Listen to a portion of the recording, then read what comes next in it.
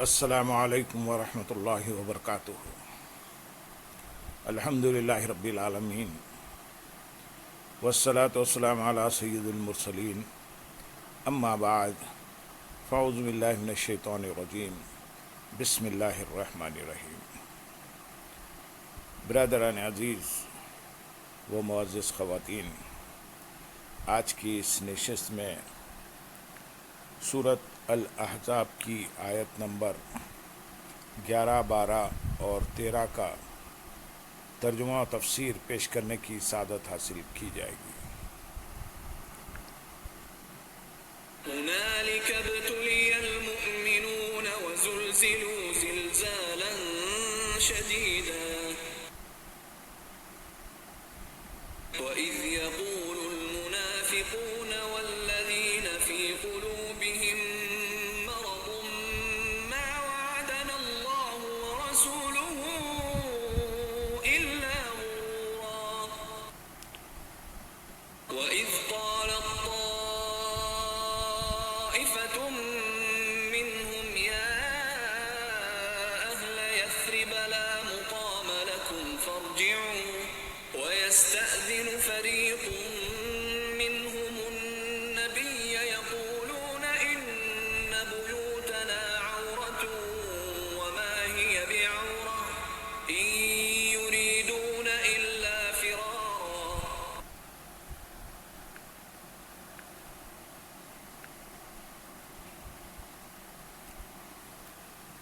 وہیں مسلمانوں کو آزمایا گیا اور انہیں خوب سختی سے جھنجھوڑا گیا،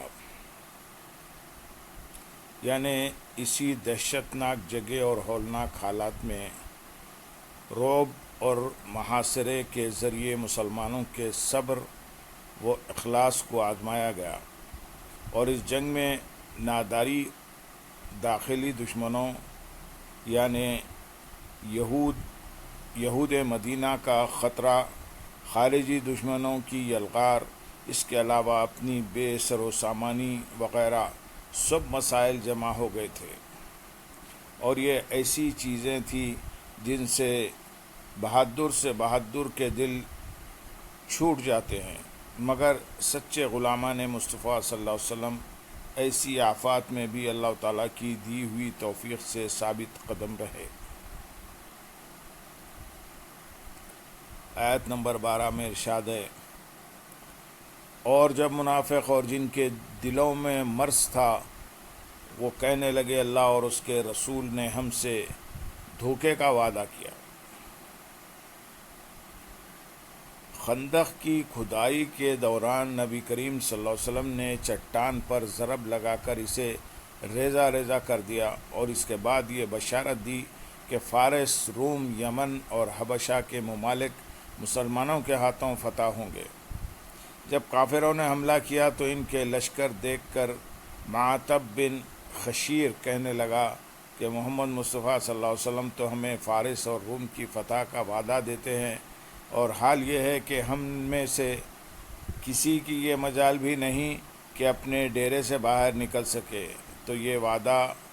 نرا دھوکہ ہے۔ اس کے علاوہ منافقوں نے بھی اسی طرح کی باتیں کی۔ ان کی مذمت میں یہ آیت نازل ہوئی، جس کا خلاصہ یہ ہے کہ اگر ان لوگوں کا یہ عقیدہ مضبوط ہوتا کہ حضور پرنور صلی اللہ علیہ وسلم سچے رسول ہیں تو وہ کبھی یہ بات اپنی زبان پر نہ لاتے۔ آیت نمبر 13 میں ارشاد ہے، اور جب ان میں سے ایک گروہ نے کہا اے مدینے والو،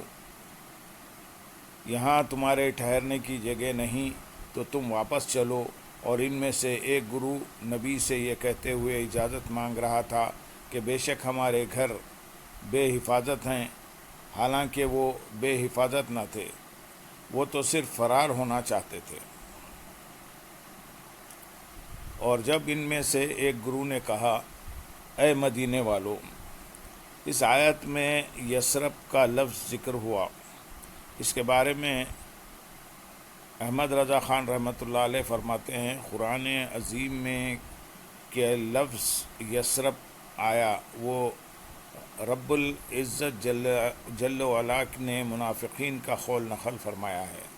یہ یثرب کا لفظ فساد و ملامت سے خبر دیتا ہے۔ وہ ناپاک اسی طرح اشارہ کر کے یثرب کہتے۔ اللہ عز و جل نے ان پر رد کے لیے مدینہ طیبہ کا نام طابہ رکھا۔ حضور اقدس صلی اللہ علیہ وسلم فرماتے ہیں وہ اسے یثرب کہتے ہیں، وہ تو مدینہ ہے، اور فرماتے ہیں صلی اللہ علیہ وسلم بے شک اللہ عز و جل نے مدینہ کا نام طابہ رکھا۔ مرقات میں ہے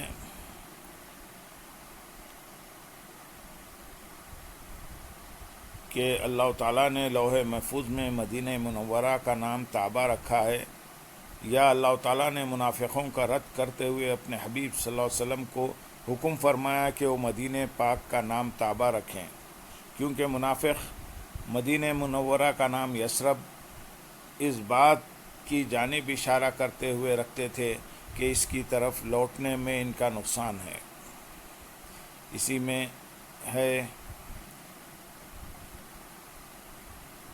میں ہے کہ امام نووی رحمۃ اللہ علیہ نے فرمایا حضرت عیسیٰ بن دینار رحمۃ اللہ علیہ سے یہ قول حکایت کیا گیا ہے کہ جس کسی نے مدینہ طیبہ کا نام یثرب رکھا، یعنی اس نام سے پکارا، تو وہ گناہ گار ہوگا۔ اور جہاں تک اس بات کا تعلق ہے کہ قرآن مجید میں مدینہ منورہ کا نام یثرب ذکر ہوا، تو اس کے بارے میں معلوم ہونا چاہیے کہ وہ ان منافقین کے قول کی حکایت ہے جس کے دلوں میں نفاق کی بیماری ہے۔ احمد رضا خان رحمۃ اللہ علیہ فرماتے ہیں مدینہ طیبہ کو یثرب کہنا ناجائز و ممنون و گناہ ہے، اور کہنے والا گناہ گار۔ رسول اللہ صلی اللہ علیہ وسلم فرماتے ہیں جو مدینہ کو یثرب کہے اس میں توبہ واجب ہے۔ مدینہ طابہ ہے، مدینہ طابہ ہے، مدینہ طابہ ہے۔ علامہ مناوی تفسیر شرح جامع صغیر میں فرماتے ہیں یعنی اس حدیث سے معلوم ہوا کہ مدینہ طیبہ کا یثرب نام رکھنا حرام ہے،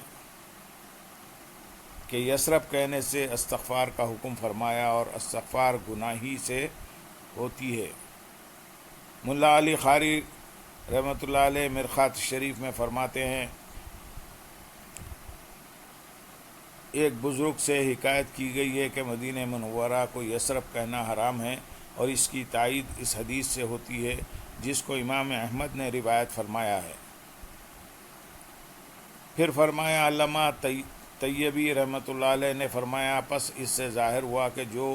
اس کی شان کی تحقیر کرے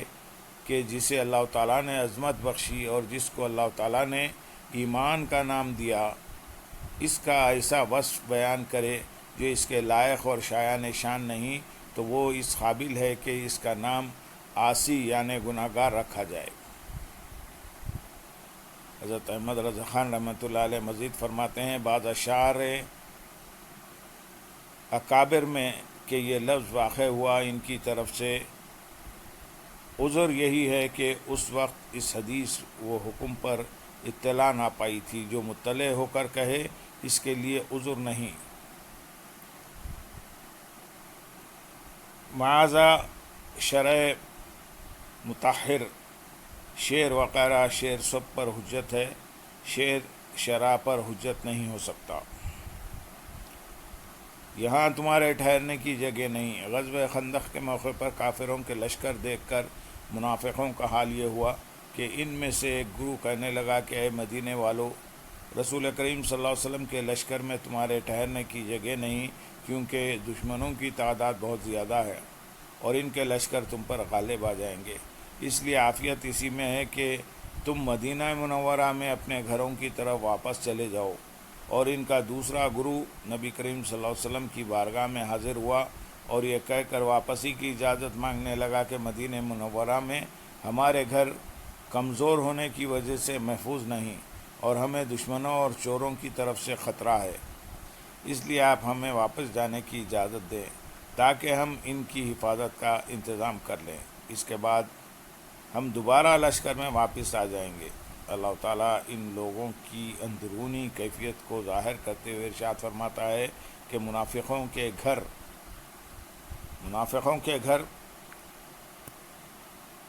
محفوظ نہ تھے، بلکہ وہ لوگ یہ بہانہ بنا کر میدان جنگ سے فرار ہونا چاہتے تھے۔ اللہم صلی علی سیدنا محمد وعلی آل سیدنا محمد وبارک وسلم، وآخر دعوانا ان الحمد للہ رب العالمین۔ سبحان